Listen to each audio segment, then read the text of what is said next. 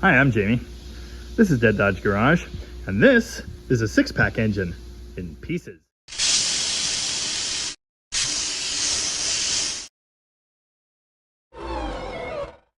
Now this is not a build video. If you're curious about how to put together one of these 440s, I did a video on that like a year ago, and you can go check that out. Building factory type 440s is something I do all the time. I really enjoy it, which is probably for the best. Sometimes I even get to build stroker engines. More on that one later. Actually, that reminds me, a bunch of people have asked for part 2 on this thing, and we'll get there eventually. Once it's up and running in the car, we'll talk about that. But I thought I'd do a video on this one because it's something a little bit different. I'm building up a factory spec 440 6-pack engine for a 70 Challenger. It's under there. Now I wanted to do this video to talk about the differences in the 6-pack engine and maybe more importantly, the similarities with other 440s. Now in case you're somehow watching this video and you don't know what a 440 6-pack engine is, it's this. A high-performance big block found under the hood of various muscle car era Mopars. Now if it's installed under the hood of a Plymouth, like this one, it's not called a 6-pack, it's called a 6-barrel, but it's exactly the same thing. Now what really makes it special are the triple Holley carburetors, 2 barrels each, sitting on top of that manifold there, underneath the big oval air filter. Now this one of course is under an air grabber hood, so it's got the base plate and everything to attach to that. Now there was also a 6-pack or 6-barrel version of the 340, but that's a different matter altogether. Now these 6-pack engines, at least in stock form, have an interesting reputation as far as muscle car era engines go. In most cases, a 4-row engine's gonna beat these things off the line. Once all 4 of those secondary barrels open though, this thing becomes a party. There are all kinds of stories of people removing the outboard carbs and blocking those off with plates during the gas crisis in the 70s too. I've never seen any done that way, but it's something people talk about a lot. It's very common to see a single 4-barrel in place of these triple carburetors, and it's easy to see why once you try to tune one or just drive it. They're a little finicky, but it's so cool. I've actually got a video all about putting this setup back under the hood of Tom's 1970 Roadrunner, so you can go check that out if you're interested. Yeah, it's pretty cool. Anyway, now there are a lot of details on the car that are specific to the 6-barrel, like this skid plate for example. But that, like other things, is another video entirely. Slapping 3 Holley 2-barrel carbs on top of an engine wasn't exactly new when Chrysler started doing it in 1969 under the hood of the A12 liftoff hood cars, the Roadrunner and the Super Bee. But it was really cool. For 1970, that engine was a regular production option in high-performance cars like a 70 Challenger, that Roadrunner out there Tom owns, and the like. Given that the 440 6-pack or 6-barrel was positioned at the top of the engine heap, almost as high as the 426 Hemi, it must have had some special parts in it, right? Well, kinda. This is a 1970 440 HP block. It actually says HP2, but that's not important. This actually is not the original numbers matching block to this car, but it's very, very close. It's what you'd call date code correct. Oh look, orange engine paint. You know, I've actually seen people online saying they don't understand date code correct. Why does it matter if the date code is close? Yeah, I mean, it doesn't really, but spiritually, it's as right as it could be without having the original VIN stamped on it. There's nothing special about the 6-pack block.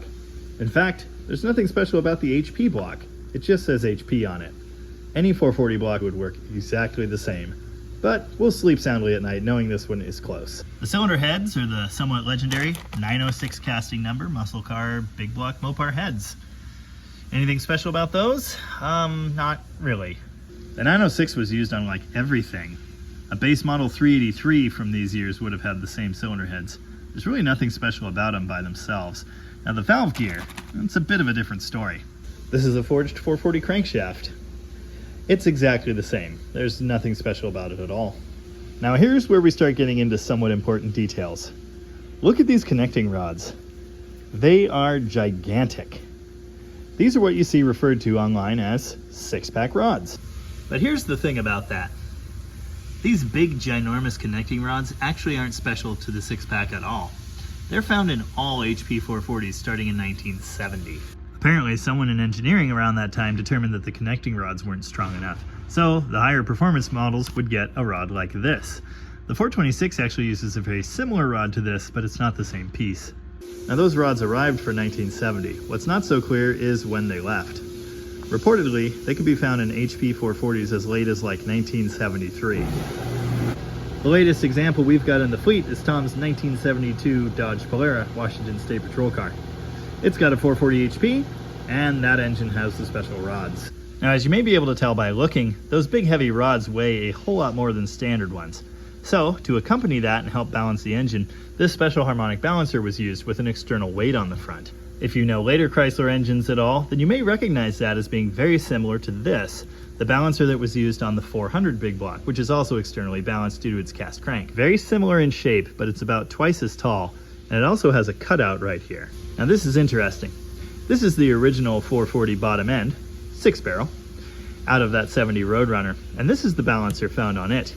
Now this one is a little different than the other one we've got. Instead of being scalloped here, it's flat, just like the 400. And it's got a cutout here, just like the 400, but the weight is shorter. We've actually seen a couple done like this. The question is, were these actually used at some point in the production run, or were they made by someone trying to match the 6-pack balancer? I don't have an answer for that just yet. The other obvious difference here is the puller holes.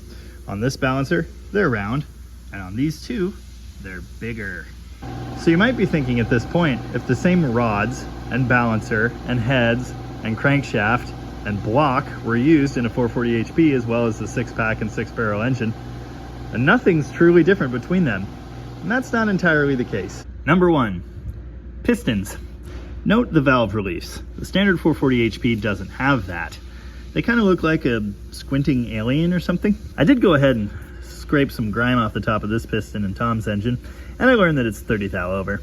That does make sense because this thing was raced in the day, which further calls into question the funky balancer, but anyway.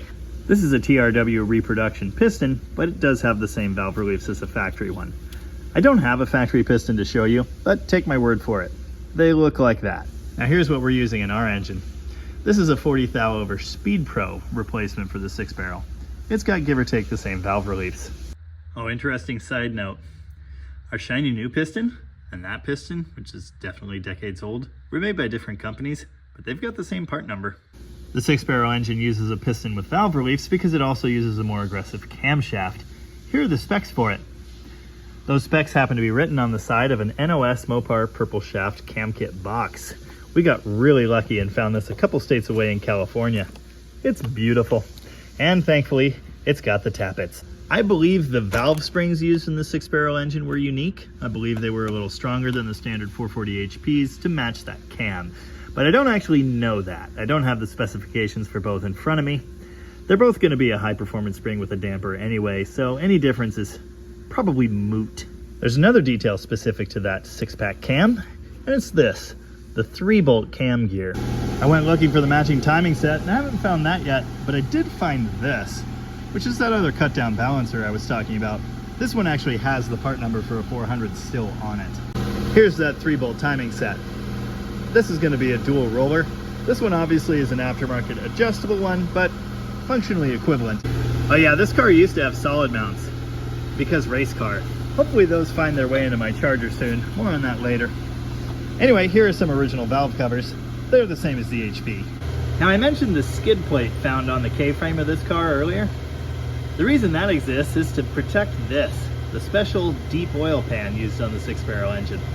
A Hemi would use a similar pan. The deep sump holds an extra quart, or maybe it's a quart and a half of oil, I can't remember. And of course it's baffled, and it uses a special matching pickup. Here's the special dual point distributor. These things are cast iron, same as was used on earlier Chrysler products.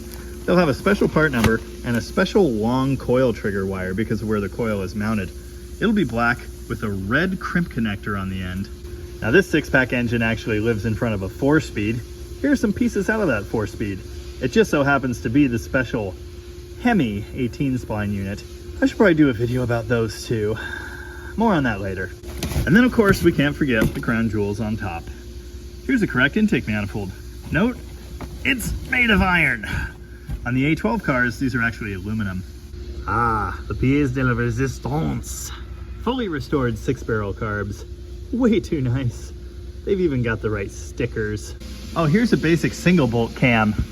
That hardware's all wrong. This is the one I pulled out of that block. Now, of course, on top of that intake and those carburetors, there will be a big oval air cleaner.